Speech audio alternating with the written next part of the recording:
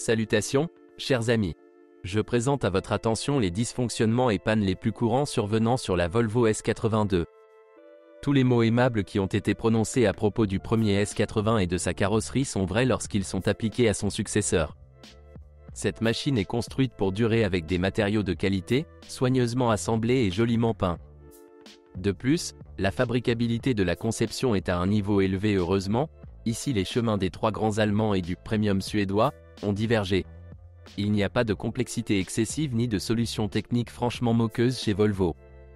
Le système climatique est complètement nouveau, mais ses caractéristiques sont excellentes, nordiques.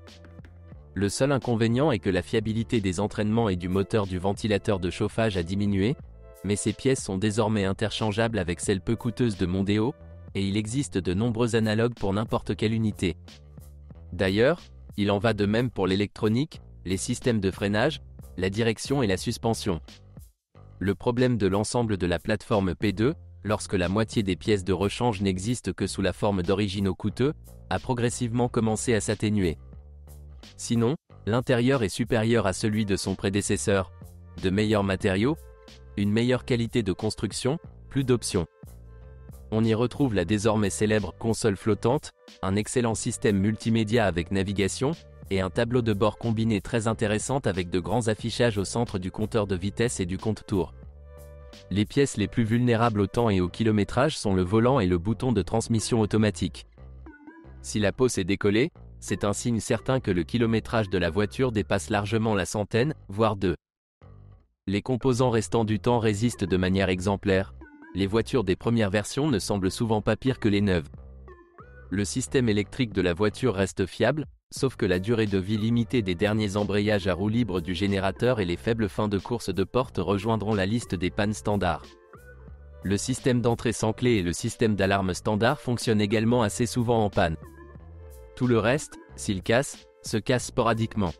Le système ne présente aucun problème et une bonne isolation hydroélectrique et thermique permet au câblage de fonctionner dans des conditions normales sans corrosion ni autre problème. En général, à cet égard, il s'agit pratiquement d'une voiture premium exemplaire qui ne vous fera pas regretter de ne pas avoir pris quelque chose de plus simple. Contrairement à la croyance populaire concernant une faiblesse particulière des suspensions Volvo, cela ne pose pratiquement aucun problème. L'avant est toujours le même McPherson, et le multibras à l'arrière est devenu encore un peu plus simple par rapport à la première génération. Comme d'habitude, il faut éviter diverses suspensions actives et, curieusement, le frein à main électrique. Les composants dotés de ces options peuvent causer de nombreux problèmes aux propriétaires et sont également très coûteux. Bien sûr, cela ne surprendra pas les Allemands, habitués au prix des services, mais croyez-moi, les chiffres figurant sur les documents de paiement peuvent être bouleversants. Les analogues des voitures Ford dans les catalogues sont incassables, mais un service de marque ou un bon acheteur peut facilement aider le propriétaire à économiser de très grosses sommes, car la gamme de composants compatibles est très large. Les ressources des nœuds principaux sont plus que suffisantes, même les os fonctionnent au nombre de 50 000. La crémaillère de direction s'est avérée un peu faible dans les voitures avec des 4 et des 5 en ligne sous le capot, mais elle peut être facilement remplacée par un analogue de Ford. Et le support beaucoup plus rare des voitures équipées de 6 s'est heureusement avéré plus solide et plus durable. La pompe de direction assistée n'a pas de remplacement direct, mais est très fiable. S'il tombe en panne à cause d'une fuite dans les tuyaux, ce n'est pas grave, recherchez une pompe provenant de moteurs Volvo plus anciens. Bien sûr, vous perdrez un peu de contrôlabilité et les anciennes pompes sont un peu moins fiables, mais la voiture roulera correctement. Les freins fonctionnent très bien. Aucun système complexe et sophistiqué n'a été installé sur le S80, la durée de vie des disques et plaquettes est tout à fait raisonnable, les disques eux-mêmes sont compatibles avec de nombreux modèles et sont largement disponibles. Oui, même les capteurs ABS et leur câblage ne tombent pas en panne, c'est ce que signifie une voiture bien faite. Seul le système de frein à main électrique tombe en panne, ces composants situés sous le bas de la voiture peuvent se détériorer après seulement quelques années de vie à Moscou. Les moteurs du S80 fonctionnent bien. Les 5 en ligne modernisés de la précédente S80 sont restés fidèles à eux-mêmes, ils sont extrêmement fiables, seuls les systèmes de suspension moteur et de ventilation du carter nécessitent une attention particulière, et si vous changez la courroie de distribution à temps et ajustez le jeu des soupapes, alors ils montrent une durée de vie très solide. Le choix des 5 se limite désormais uniquement à la version turbocompressée de 2,5 litres, mais en deux niveaux de puissance 200 et 231 chevaux. Les versions atmosphériques les plus faibles ont été remplacées par un moteur Ford 2.0 beaucoup moins cher. Cette unité est familière à tous les propriétaires de Focus, Mazda et petite Volvo S40. Elle est assez durable, avec une chaîne de distribution relativement fiable, mais en termes de traction et de qualité, elle n'atteint pas les moteurs Volvo. Les avantages sont des pièces de rechange bon marché et une conception très courante, et il est également très léger et économique. La pratique montre que la durée de vie des chaînes est d'au moins 120 à 180 000 km, ce qui est très bien par rapport aux normes actuelles, et les principaux problèmes liés aux capteurs et au groupe de pistons surviennent généralement à des kilomètres de plus de 200. La Volvo S80 n'a pas encore rencontré de problème de ressources avec ce moteur, son installation a commencé relativement récemment, mais on peut s'attendre à ce qu'après les premières réparations, il y ait également des critiques négatives liées principalement à la conception du moteur. Il n'y a pas de marque de calage, l'ajustement des poulies et des pignons se fait sans clé et il y a des déphaseurs. Tout cela nécessite des kits d'outils de marque pour l'entretien de routine, et toute erreur de couple de serrage et de fixation de la courroie de distribution lui est fatale. En général, pour ce moteur, un service strictement spécialisé est recommandé, ou un service ayant déjà une expérience de travail sérieux avec des moteurs Ford et Mazda et avec un personnel compétent, la probabilité d'erreur dans les multiservices augmente considérablement. Les 6 cylindres en ligne sont la fierté du S80. La version atmosphérique du moteur a un volume de 3,2 litres et est considérée comme l'un des moteurs les plus performants du modèle. Un moteur presque sans problème avec une chaîne de distribution très réussie, un système d'alimentation fiable et, de plus, extrêmement soigneusement intégré dans le compartiment moteur, est un favori bien mérité pour une berline phare. De plus, sa puissance est à l'image de celle d'une Rolls-Royce. Elle est suffisante, et en même temps étonnamment inférieure aux taxes, de 250 chevaux. Le moteur connaît un tel succès qu'il est inscrit sous le capot du Land Rover Freelander, où il jouit également du respect des propriétaires. Le moteur turbocompressé de 3 litres a une puissance de 286 ou 305 chevaux. Cette dernière est sensiblement plus puissante et plus coupleuse, mais sa puissance est déjà quelque peu excessive, car il s'agit d'une berline professionnelle et non d'une voiture de sport. Pour le dessert, il y a un V8 de la série B8 444S, ce qui semble quelque peu déplacé dans une telle voiture, mais tout se met en place si l'on se souvient qu'en Suède, on fabrique des limousines et des versions blindées basées sur la S80. De plus, le V8 est apprécié aux États-Unis, qui était censé être le principal marché du S80. Le moteur, développé conjointement avec Yamaha, est apparu en 2005 sous le capot du crossover Volvo XC90, et il s'est avéré si réussi qu'en 2010, il a été utilisé comme base pour le moteur de la supercar Noble M600, ajoutant un turbocompresseur et produisant 650 chevaux.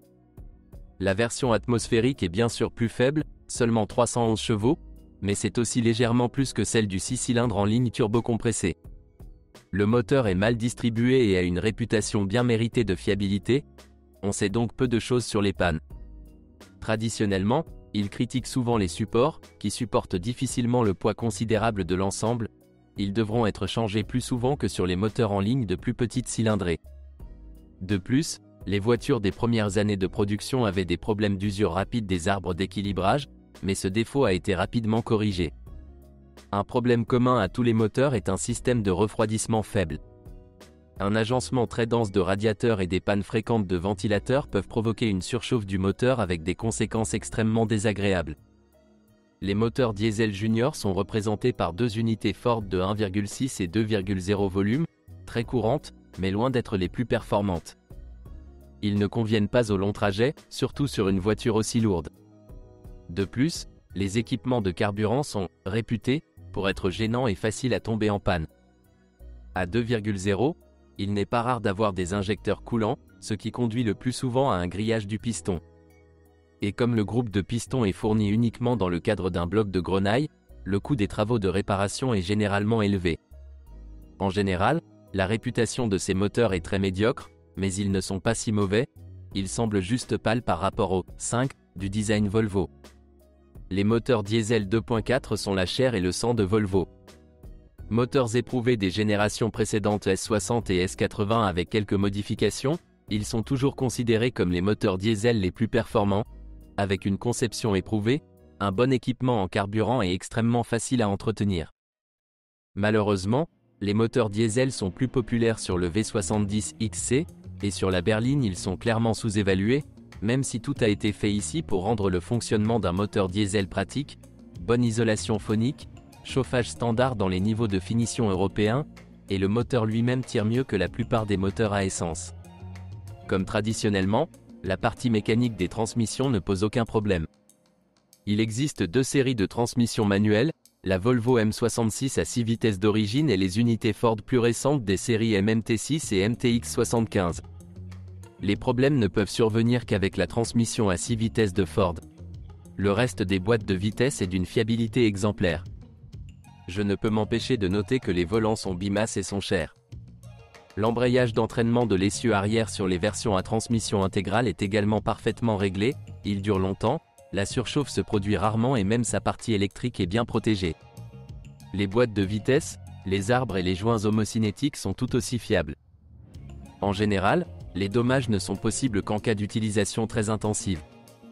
Mais les transmissions automatiques, qui sont installées sur presque toutes les voitures, appartiennent à la série Aisin TF80SC, relativement réussie, mais parmi les premières versions, et de plus, l'efficacité de son système de refroidissement standard est extrêmement insuffisante. Et par conséquent, il y a encore des plaintes concernant le fonctionnement de la transmission, même si en moyenne la fiabilité de la transmission automatique a considérablement augmenté par rapport à la situation des dernières 80. Lors d'opérations dans des embouteillages et de conduites fréquentes à grande vitesse sur autoroute, en particulier lorsqu'elles sont associées à des moteurs diesel D5, il est fortement recommandé d'utiliser un radiateur externe de transmission automatique. Cela évitera la surchauffe et les contractions associées de la boîte et le passage en mode d'urgence. Ce sont toutes les informations sur les problèmes de la Volvo S82. Si vous en savez plus ou n'êtes pas d'accord avec ce que vous avez entendu, je vous attends dans les commentaires.